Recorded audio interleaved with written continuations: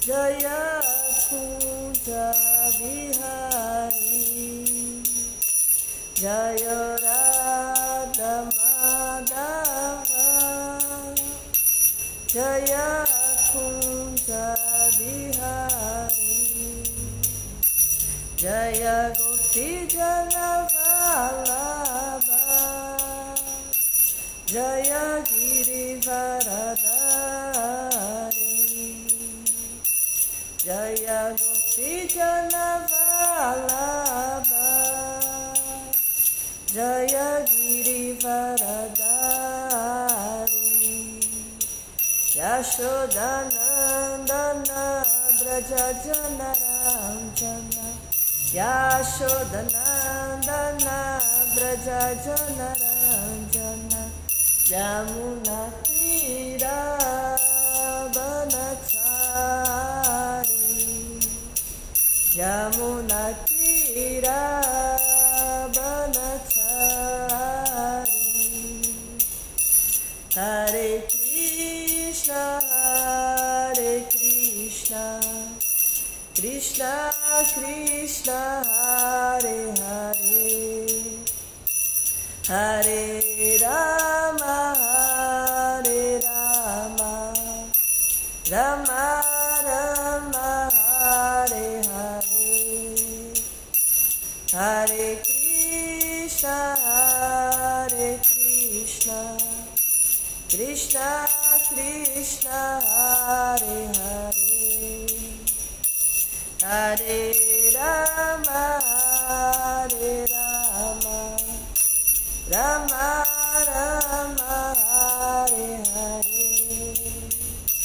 Jaya Prabhupada Jaya Prabhupada Jaya Prabhupada Jaya Prabhupada Prabhupada Jaya Prabhupada Jaya Prabhupada Jaya Prabhupada. Hare Krishna, boa noite. Clésman Laércio, boa noite. Hare Krishna, Jai Shri Prabhupada. Então vamos dar continuidade aqui à leitura do Bhagavad Gita, como ele é. Sua Divina Graça, Bhaktivedanta Swami Prabhupada. Nós estamos no belo capítulo 3, chamado Karma Yoga. Estamos bem no início do capítulo 3, em que Krishna vai dar lições preciosíssimas a Arjuna, né? Então estamos no início aqui no verso 4, ok? Então vamos lá com a nossa leitura. Om Namo Bhagavate Vasudevaya Om Namo Bhagavate Vasudevaya Om Namo Bhagavate Vasudevaya. Capítulo 3, Karma Yoga, verso 4. Na karmanam manarambam Nashkarmyam purushosnute Nachasanyasana deva Siddhim samadhigachati. Na não, karma não, dos deveres prescritos. Anarambat, pelo não cumprimento. Naskarmyam, está livre da reação. Purushaha, um homem. Asnute, atinge. Na, nem. Cha, também. Sannyasanat, pela renúncia. Eva, simplesmente. Siddhim, êxito. Samadhigachati, alcança. A tradução e o significado são dados por Sua Divina Graça, Bhaktivedanta Swami Prabhupada. Jai Shri Prabhupada. A tradução diz o seguinte: só por abstermos da ação não significa que estamos livres da reação. Nem somente pela prática da renúncia pode-se atingir a perfeição. Significado: a ordem de vida renunciada pode ser aceita quando alguém já se purificou através da execução dos deveres prescritos. estabelecidos com o propósito de purificar os corações dos materialistas. Sem purificação, ninguém pode alcançar sucesso adotando de repente a quarta ordem de vida, sannyasa. Segundo os filósofos empíricos, pelo simples fato de aceitar sannyasa ou afastar-se das atividades fruitivas, a pessoa imediatamente coloca-se no mesmo nível de Narayana. Mas o Senhor Krishna não aprova este princípio. Sem purificação do coração, sannyasa é apenas uma perturbação na ordem social. Por outro lado, se alguém adota o serviço transcendental ao Senhor, mesmo sem cumprir seus deveres prescritos, todo o avanço que ele fizer será aceito pelo Senhor. Buddhi Yoga.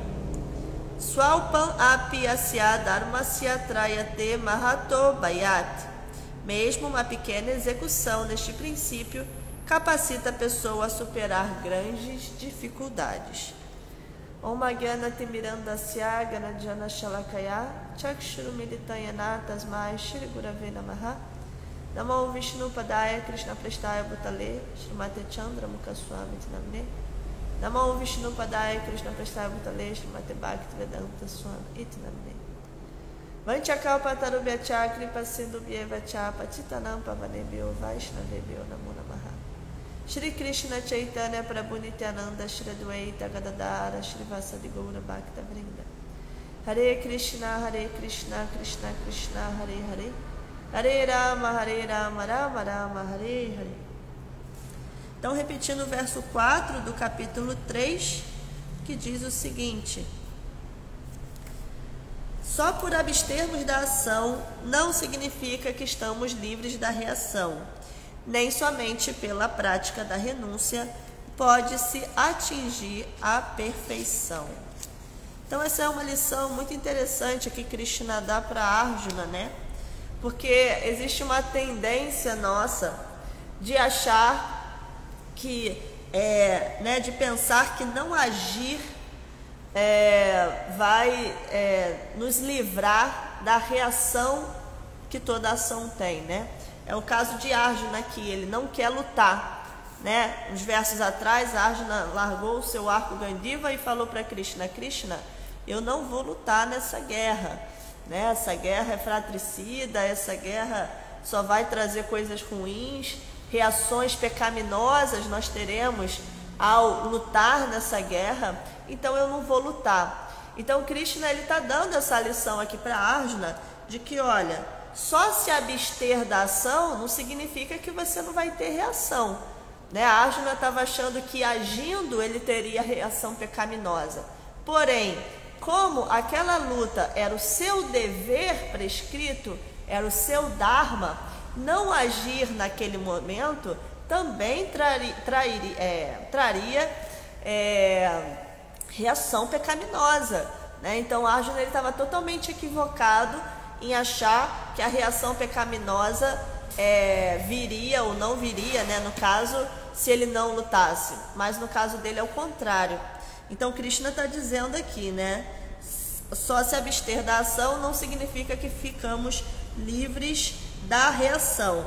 Nem somente pela prática da renúncia pode-se atingir a perfeição.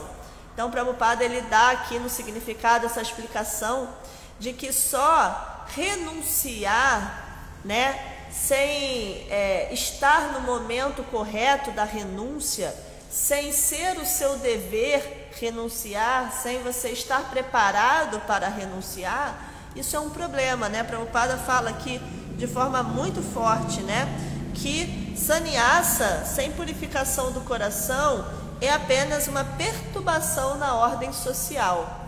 Então, ele explica, né, que a gente só pode renunciar, e como Krishna está falando aqui para Arjuna, que ele não deve renunciar a essa luta nesse momento, a gente só pode renunciar quando nós já estamos purificados através da execução dos deveres prescritos. Então, primeiro vem a execução dos deveres prescritos, depois vem a renúncia. Então, aquele que está renunciando antes de cumprir com o seu dever, ele não está dentro do que está sendo explicado aqui, ele não está dentro do Dharma, ele não está dentro dos princípios religiosos aqui das escrituras védicas, né, dos ensinamentos de Krishna. Então, Prabhupada está nos explicando isso, né, que primeiro existe um processo de purificação através da execução dos deveres prescritos, né? Então, muitas vezes a gente acha que o caminho é a renúncia, quando na verdade, muitas vezes, cada caso é um caso, né? Aqui Krishna está falando para Arjuna. Então, cada pessoa, ela também precisa entender, e assim a nossa linha pede que a gente se abrigue num mestre espiritual para que ele possa nos instruir nesse sentido, mas cada pessoa precisa entender em que momento ela está e o que ela precisa fazer, o que seria mais dármico ela fazer naquele momento, né? Eu me lembro de um devoto que ele queria morar no templo, mas ele estava devendo a pensão do filho, né? Então, com certeza, Krishna não aprova isso, né? Se você tem um filho, você deve dar todo o apoio, criá-lo, sustentá-lo, né? E você tem que trabalhar para criar esse filho. Você não pode simplesmente renunciar ao trabalho, renunciar à família, se você tem um dever ali como pai, ou uma pessoa que tem pais idosos, que tem o dever como filho de cuidar dos pais idosos, né? Então, Krishna, ele não aprova. Da mesma forma, Arjuna, né, que queria renunciar àquela luta, mas como kshatriya, como uma pessoa pura que ele era, né, que os Pandavas precisavam assumir aquele reino, aquela administração. Então, para ele, o correto não era ele renunciar. O dármico para ele ali era ele lutar, né? Então, a gente precisa saber em que momento nós estamos. Agora, um ponto que Prabhupada enfatiza bastante aqui nesse significado é quanto também à purificação, né? Então, ele diz, sem purificação, ninguém pode alcançar sucesso adotando de repente a quarta ordem de vida, sannyasa, né? Então, isso é importante também, uma instrução de Prabhupada que essa quarta ordem de vida, né? A gente tem o Brahmacharya, o Grihasta, o Vanaprastha e, por último, a quarta ordem de vida sannyasa, que é uma espécie de terceira iniciação. Então, Prabhupada está nos explicando que ela só pode ser adotada depois que o coração já está purificado, porque senão ela se torna uma falsa renúncia e ela se torna uma perturbação na sociedade, na ordem social, né, de Varnashama Dharma. Porque, imagina, as pessoas, né, o que é ensinado é que os sannyasis, os brahmanas, eles são a cabeça da sociedade. Então, se uma pessoa toma um sannyasa, né, que a gente chama, entra nesse ashram, ela se torna um exemplo, um acharya, um exemplo a ser seguido. E todas as pessoas estão se guiando por ela, por suas instruções, por seu comportamento, por seu exemplo. E se ela toma então esse sannyasa, se ela entra nesse ashram antes da hora, quando seu coração ainda não está purificado, né, provavelmente ele vai dar maus exemplos, vai ter maus comportamentos e vai criar um distúrbio no Varnashama Dharma, né, porque as pessoas vão ficar confusas. Ué, se um sannyasi está agindo assim, né, então em quem eu vou me apoiar, em quem eu vou me fortalecer, em quem eu vou seguir o exemplo? Então, esse é um tema bastante interessante, né, e importante. E Prabhupada diz aqui que o Senhor Krishna não aprova este princípio, né, que ele diz que alguns filósofos empíricos, eles dizem que a pessoa imediatamente coloca-se no mesmo nível de Narayana pelo simples fato de aceitar sannyasa. Então, tomei terceira iniciação, tomei sannyasa, pronto, já estou no mesmo nível de Narayana. Não é assim, né? Prabhupada está dizendo que Krishna não aprova este princípio. Vou repetir a frase: sem purificação do coração, sannyasa é apenas uma perturbação na ordem social. E aí depois ele termina, né? Por outro lado, se alguém adota o serviço transcendental ao Senhor, todo o avanço que ele fizer será aceito pelo Senhor. Isso é Buddha Yoga, né? E aí ele cita aqui Swalpam apyasya dharmasya trayate mahatobayate. Ele cita o verso 40 do capítulo 2, que diz o seguinte, vamos lá ler. Prabhupada citou aqui só o sânscrito, mas é esse verso aqui, ó. Neste esforço não há perda nem diminuição, e um pequeno progresso neste caminho pode proteger a pessoa do mais perigoso tipo de medo. Então ele cita aqui esse último, né? Swalpam apyasya dharmasya. Cadê? Um pouco embora desta ocupação livra de muito grande perigo, né? Lendo palavra por palavra. Então, cadê o verso? Perdi aqui o verso. Só um segundo, verso 4. Né? Então, Prabhupada ele termina dizendo: mesmo uma pequena execução neste princípio capacita a pessoa a superar grandes dificuldades. Então, isso é Buddha Yoga, né? Você entender que você precisa colocar em prática o serviço devocional. Isso sim, né? Não renunciar, entrar nesse ashra, naquele ashra, mas colocar em prática o serviço devocional, serviço transcendental ao Senhor, né? Então, todo avanço que ele fizer será aceito, né? Esse verso 40 do capítulo 2, ele nos dá uma esperança assim muito grande, porque Arjuna ele fica com a dúvida, né? Ele fala: Krishna, mas se a pessoa dedicar a vida dela, né, não seguir no caminho materialista, dedicar a vida dela à espiritualidade, ela cai e ela não alcança, não alcança assim, né, o objetivo, ela vai perder alguma coisa, o que vai acontecer, né? Porque fica parecendo, a dúvida de Arjuna fica parecendo que ela não conseguiu nenhuma coisa nem outra.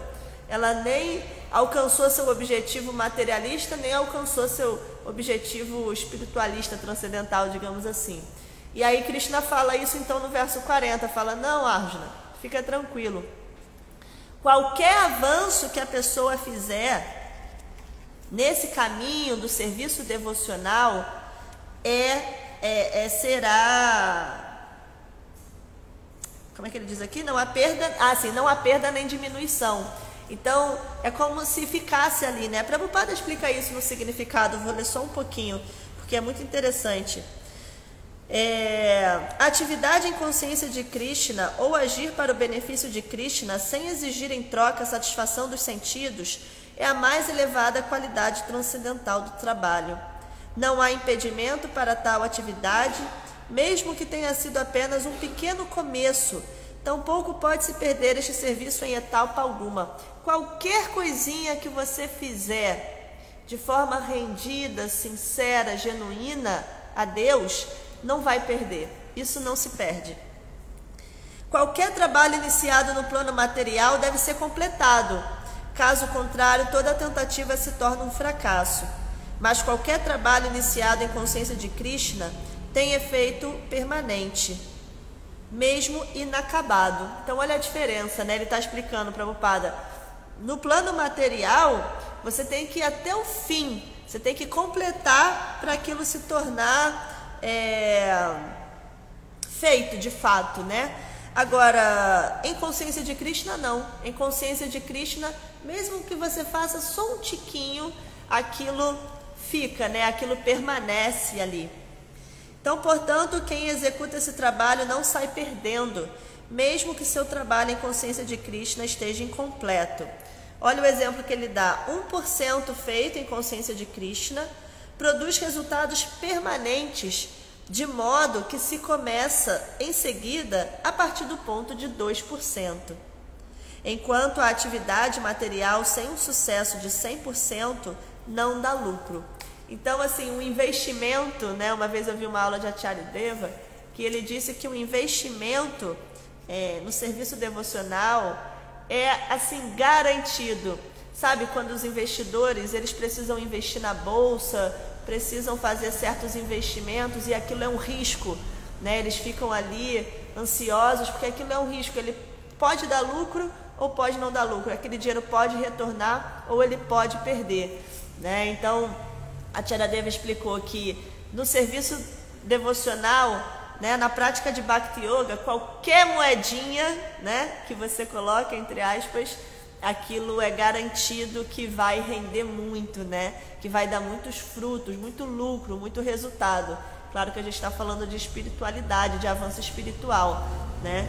Então, é bem importante pensar isso, né?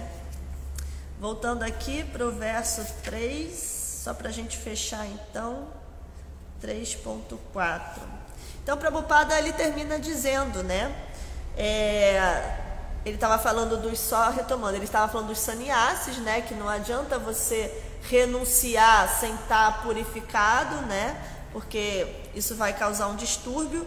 Mas, por outro lado, se você adota o serviço transcendental, ou seja, se você não renuncia à ação, mas você age em consciência de Krishna, então todo o avanço que ele fizer será feito pelo Senhor. E aqui Prabhupada coloca entre parênteses Buddhi Yoga, ou seja, isso sim é inteligência, é você agir em consciência de Krishna, né?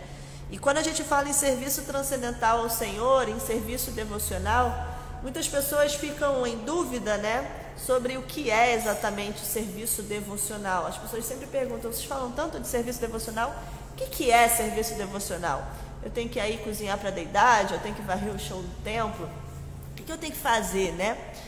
Quando se fala em Bhakti Yoga, que Prabhupada traduz como serviço devocional, serviço transcendental a Deus, ele está falando de qualquer ação em consciência de Krishna, qualquer ação para a satisfação de Krishna.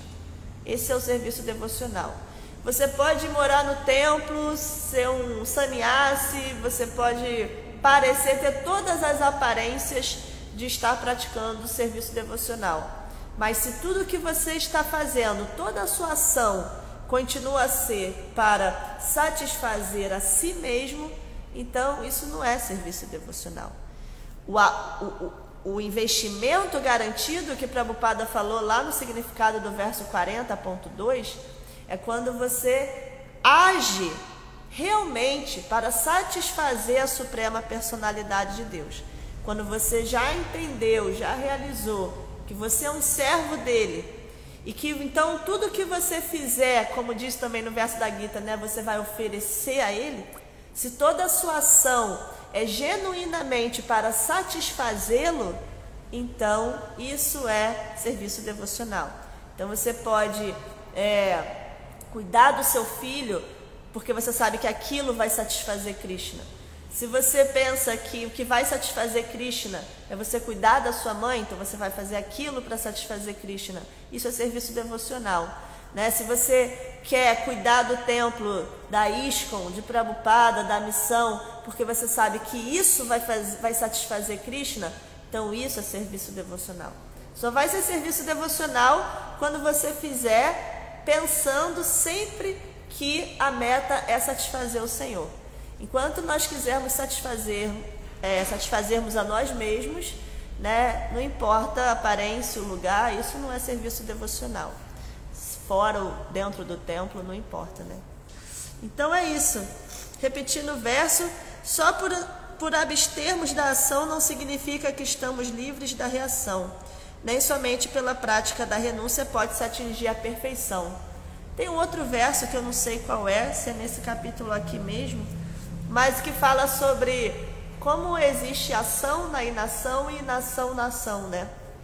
Uma pessoa pode estar agindo, mas como ela está agindo fora do Dharma, aquilo é uma inação, ou seja, ela não está fazendo nada.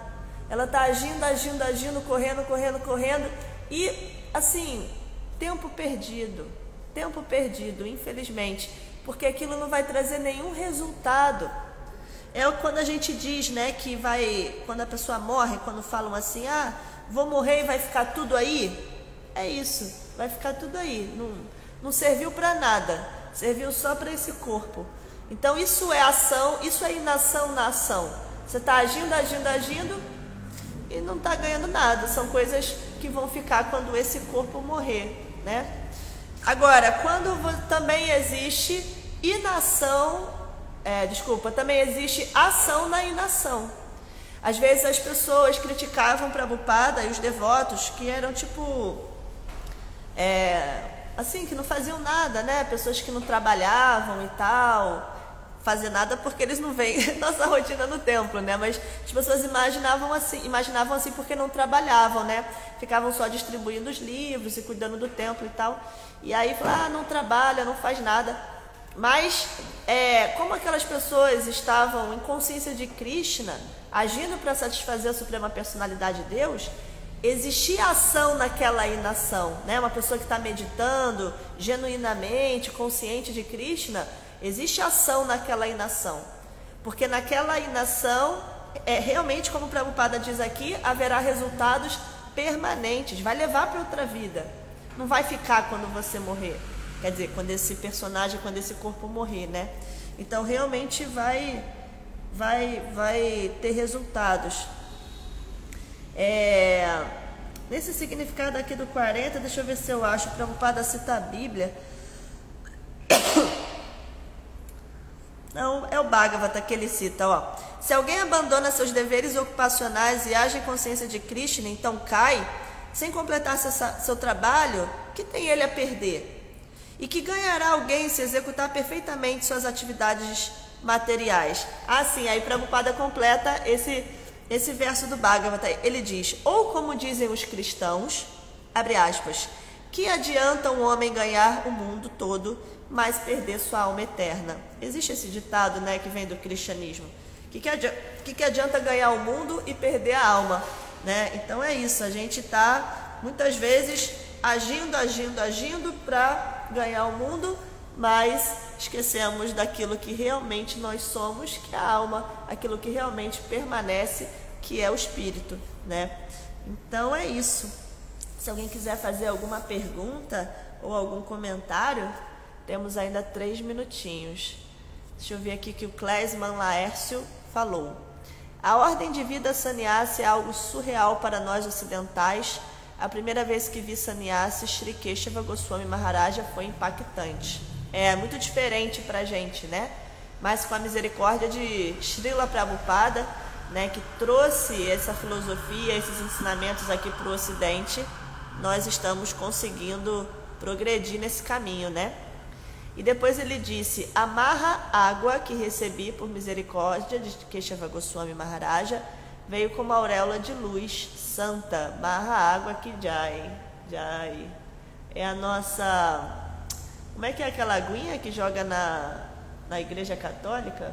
Água benta. Amarra água é a nossa água benta, né?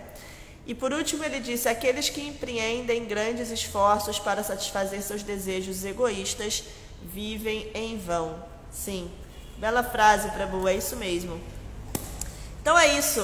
Vamos procurar, como o Prabhupada disse aqui no verso de hoje, no significado do verso de hoje, purificar nosso coração, continuar com a prática que o Prabhupada nos ensinou para purificar nosso coração, para que assim, mais puros, a gente possa de fato agir em consciência de Krishna e, portanto, estarmos realmente assim, né, consequentemente avançando, não estarmos agindo em vão, independente do local e da circunstância em que a gente esteja, ok? Todas as glórias a Srila Prabhupada, Bhagavad Gita, Ki Jai. Boa noite a todos. Haribol.